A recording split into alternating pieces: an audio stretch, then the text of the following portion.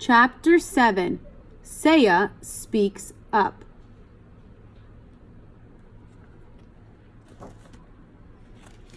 On Friday afternoon, Sayeh's father, Señor Nasiri, picked us up after school. He had a friendly smile and gentle eyes, but he was as quiet as his daughter. Sayeh lived in a tall building, so Señor Nasiri carried my cage up 1, 2, 3 flights of stairs to their clean and quiet apartment. Señora Nasiri opened the door for us. She spoke to her husband and daughter, but I couldn't exactly understand what they were saying. "Hummy, hummy," a little voice called out. Sayeh's little brother, Derek, toddled toward the door to greet me. "Say Humphrey," Sayeh gently corrected him. "Hummy," he said. The Nasiris put my cage in the living room right in the middle of a big table. Then they pulled up chairs so they could all sit and stare into my cage. It seemed as if they were waiting for something to happen, so I decided to give them a show.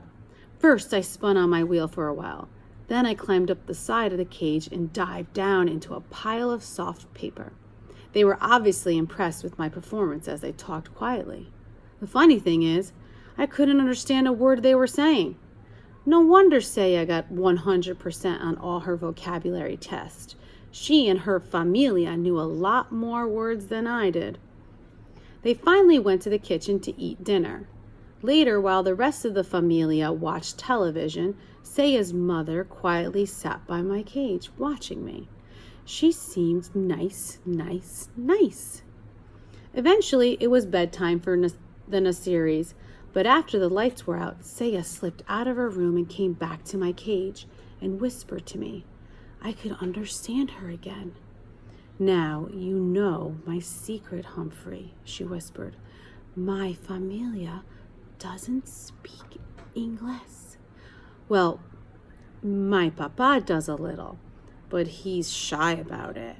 Mama hasn't learned any English at all, and Derek's too little."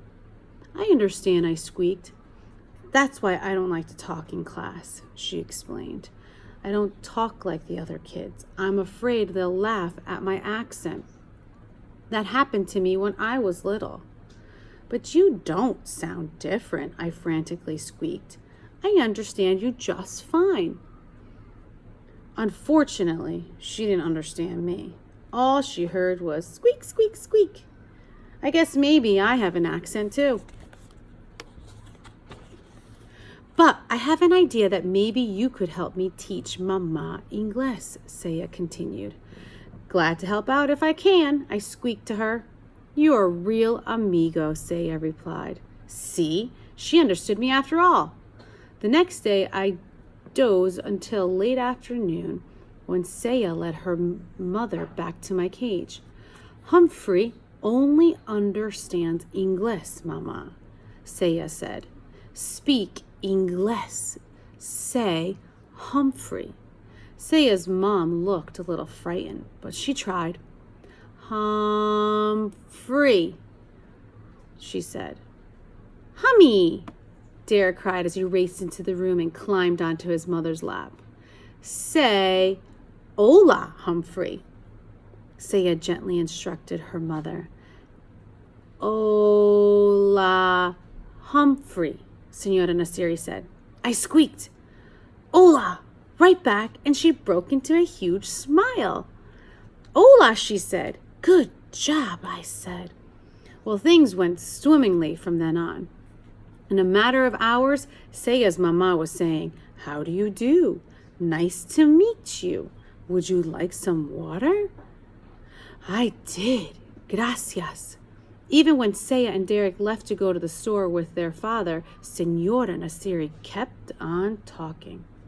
I let her know I understood what she was saying by wiggling my whiskers and hanging by one paw from the top of my cage. "Good niño, Humphrey," she said.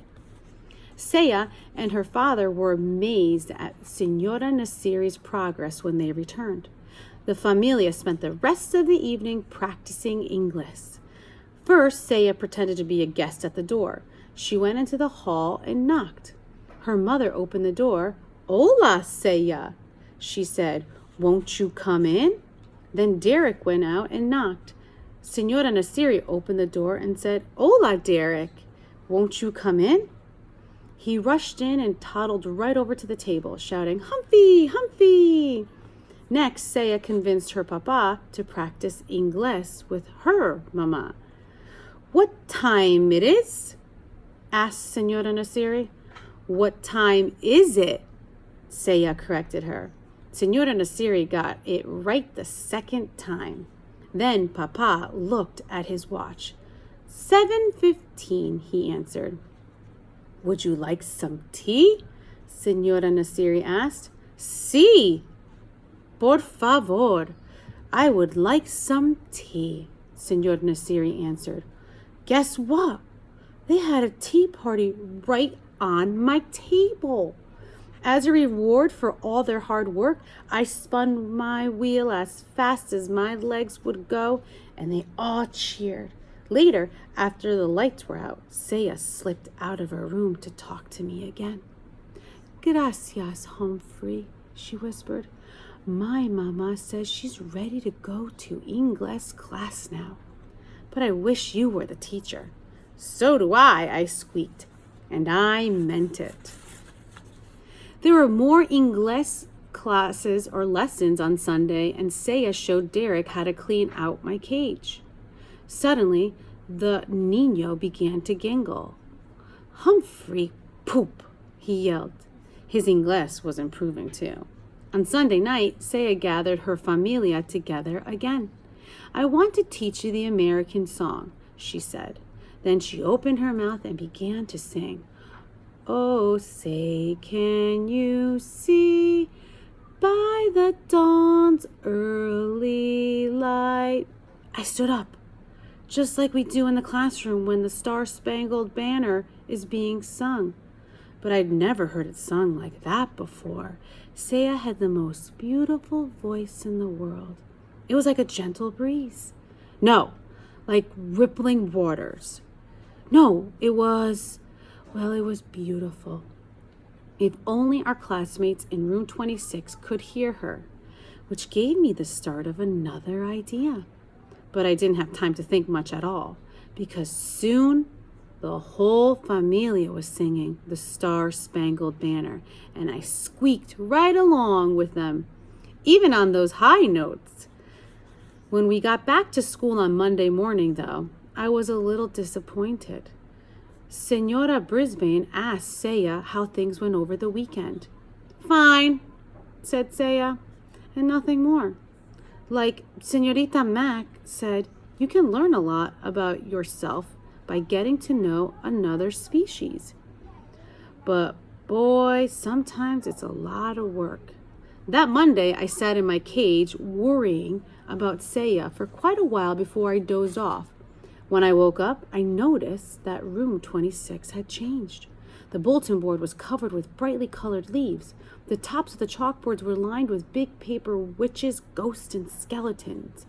Hanging from the light fixtures were black crepe paper bats.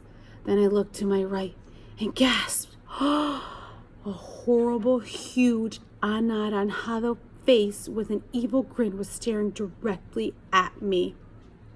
I jumped back, my heart pounding. "Hey, Humphrey, don't you like old Pumpkinhead?" AJ whispered to me from a seat nearby. "Look, Humphrey's scared of a little old jack-o'-lantern," Garth said. "Scaredy cat, scaredy hamster." I stood up straight, looked as unscared as I possibly could. "Quiet, Garth and AJ," said Senora Brisbane. Then she quickly returned to a math problema she was writing on the board. Suddenly, I noticed a little movement in the center of the room, a murmur, a change. I looked over and see! Sayeh had her mano up. Everyone noticed it, except Senora Brisbane, who had her back to the rest of us. "Senora Brisbane!" Heidi called out. Without turning, the teacher said, "Raise your mano, Heidi." Now Heidi had her mano raised as well as Sayeh. "Well, what is it?" Senora Brisbane turned to face the class and was obviously surprised at what she saw. See, Sayeh, she said.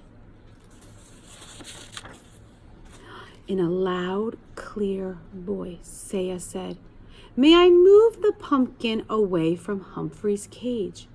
Senora Brisbane looked from Sayeh to the cage and back. "See, I guess it is a little close." "Gracias, Sayeh." Sayeh rose and hurried to my table to push the ugly old jack-o'-lantern away. She didn't say a word, but she winked at me, and I knew what she meant. "Heidi, did you want to say something?" Senora Brisbane asked. "Not anymore," she said. Everything went back to normal until the bell rang for recess. As my classmates all scattered and ran toward the door, Garth paused by my cage. "Scaredy cat," he muttered. Then he moved the pumpkin right up against my cage. I puffed up my cheeks as big as I could get them. It was going to be a very long day. Tip 7. When hamsters feel intimidated, they often puff up their cheeks.